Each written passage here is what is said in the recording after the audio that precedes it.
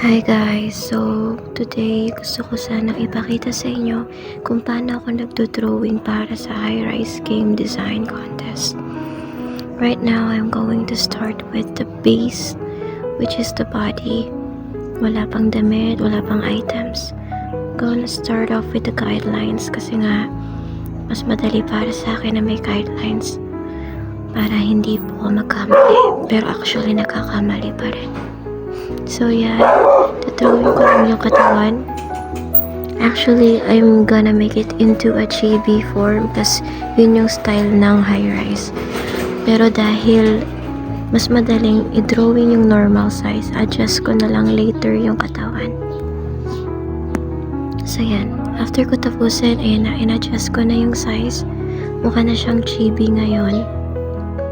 Tapos itong ulo, yan na, kulayan ko na siya. And since there's no outlines, gawin ko siya mukhang 3D ng konti.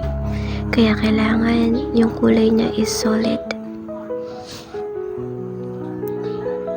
Okay, so I'm just gonna draw these edges.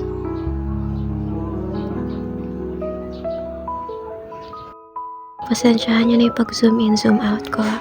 Medyo maliit kasi yung screen kaya kailangan kong i-zoom. Now, I am going to fill it with the color. Ayan na siya. Bali, lalagyan ko na lang siya ng shadows.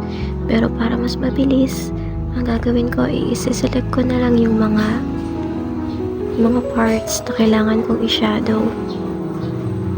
Tapos, adjust ko na lang yung brightness niya, like that. And I am gonna merge it from the layer. Ngayon, ito naman para sa lighting. Parang dinadaya ko yun, no? Sorry guys. It's just easier this way and faster. So yan na. Mukha na siyang bubblegum. Princess Bubblegum, is that you? So ngayon, ayusin ko lang yung mga edges, yung mga sira-sirang parts.